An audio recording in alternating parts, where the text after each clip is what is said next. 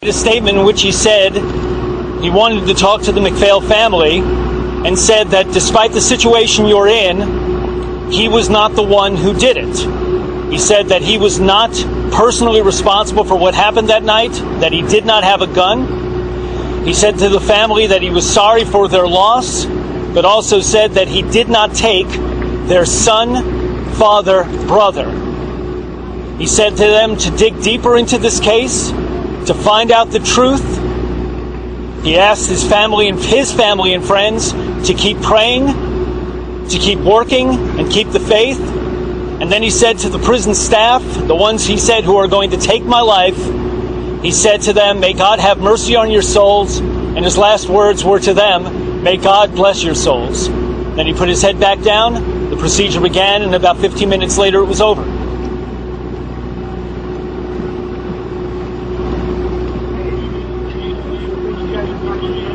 Talk? Any questions? Questions? Your thought you were each gonna. Okay. No, just pretty much they picked me. Okay, so you're kind of. Well, we'll all do it, but any questions? You're the cool media, right? If you want more exact quotes, we can give them to you. Yeah, that would be great. In front of the mic. Okay, I'm Rhonda Cook with the Atlanta Journal-Constitution. He said the incident that night was not my fault. I did not have a gun. And that's when he told his friends to continue to fight and look deeper into this case so you can really find the truth. For those about to take my life, may God have mercy on your souls. May God bless your souls. And to the McPhail family, he said, of course, I did not personally kill your son, father, and brother. I am innocent. Greg, you've been to an execution. You've been to a few before. How, if at all, was this different? There was more security than usual at this execution. There was more security than usual at this execution, but otherwise it went as other executions have gone here. There was tight security, but the prison folks here are professionals and they've done this before, and it went pretty much as planned. I have the execution starting at around 10:53, and he was declared dead at 11:08. How did he look? Was he talking in a loud voice, a quiet voice? He was talking very quickly, and as my colleagues have said, he was defiant until the very end, and maintaining his innocence until the very end. He spoke quickly.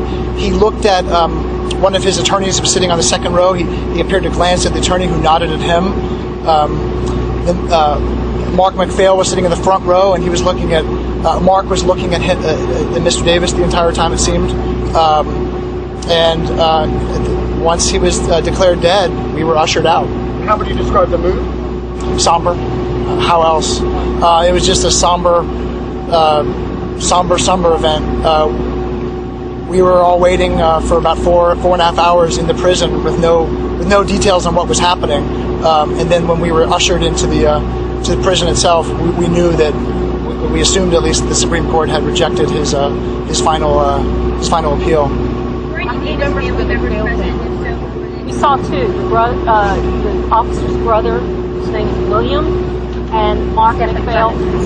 Did they have any Mark McPhail Jr. reaction when he maintained his innocence till the end? No, Mark McPhail leaned forward through the whole process, and his uncle, William McPhail, sat back and neither seemed to move at all.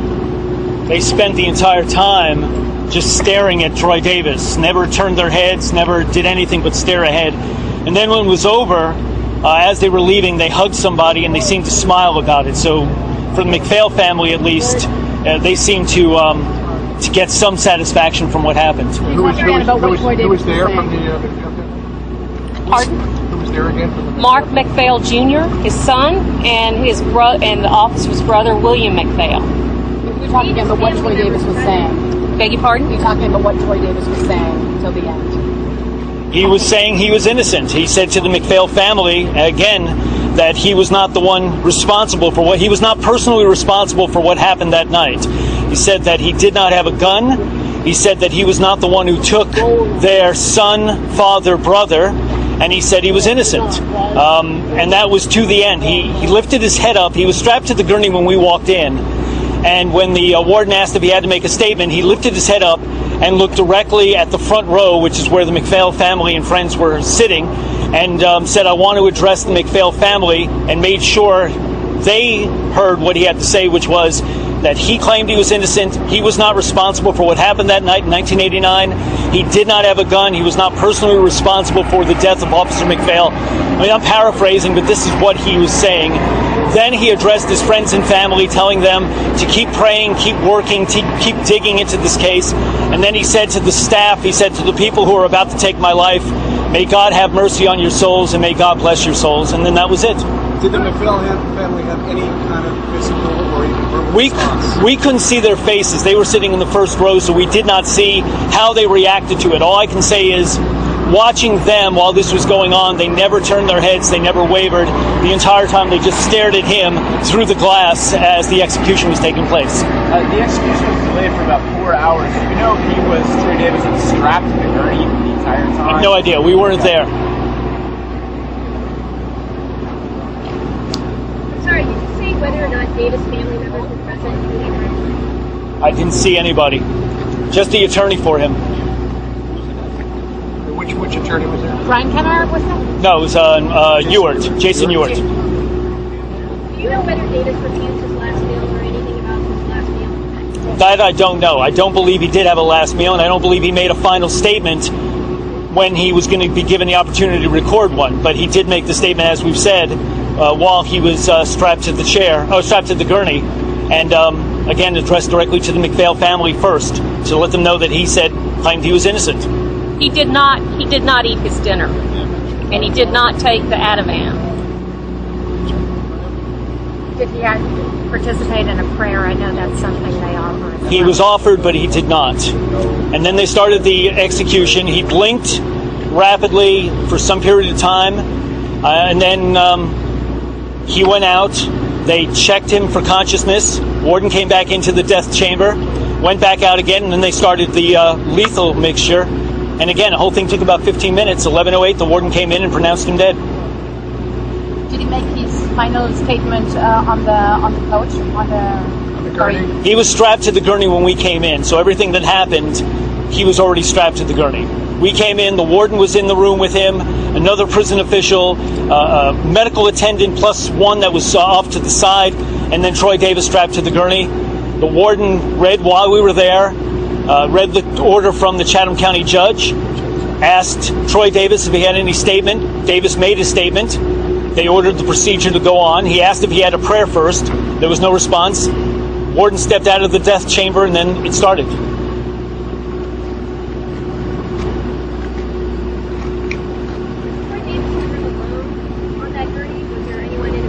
That was a member of the medical staff who was in there, and also somebody else who was out of our eyesight off to the side. So there were two other people in the death chamber with him.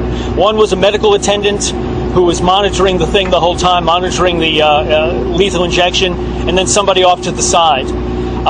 Once the procedure was over, two doctors came in. Both used stethoscopes. One checked vital signs, eyes, pulse, and the like. And then they nodded in agreement, and that's when the warden pronounced him dead. Obviously, this is a highly publicized case, fourth execution day for him. What was it like to be a witness for this execution in particular? It was somber. I mean, none of these are easy. It was very quiet, much more so. The only sound where we were sitting was the sound of the air conditioner.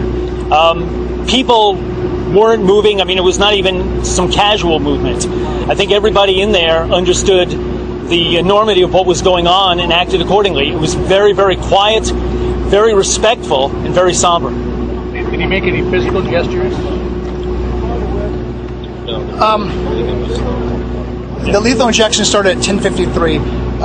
He turned his head very slightly to his left the same minute that the lethal injection started.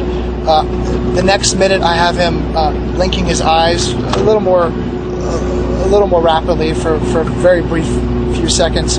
I have him squeezing his eyes shut for maybe a second and then opening them again. And then at 10:54, about a minute after the lethal injection started, I have him appearing to yawn. And then around 10:55, it started slowing down. And 10:58, which was 5 minutes after the lethal injection started, they did a consciousness check to make sure he was unconscious before they start the next two the next 2 lethal injection drugs that paralyzed his body and stopped his heart. And after that, there was no movement except for slower breathing. What do you understand is going to happen with Mr. Davis' body now? We saw a Butts County coroner truck pull up to the death chamber minutes before we walked in.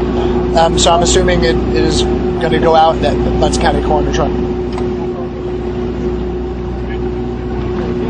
John, do you want to talk to John? Thank you.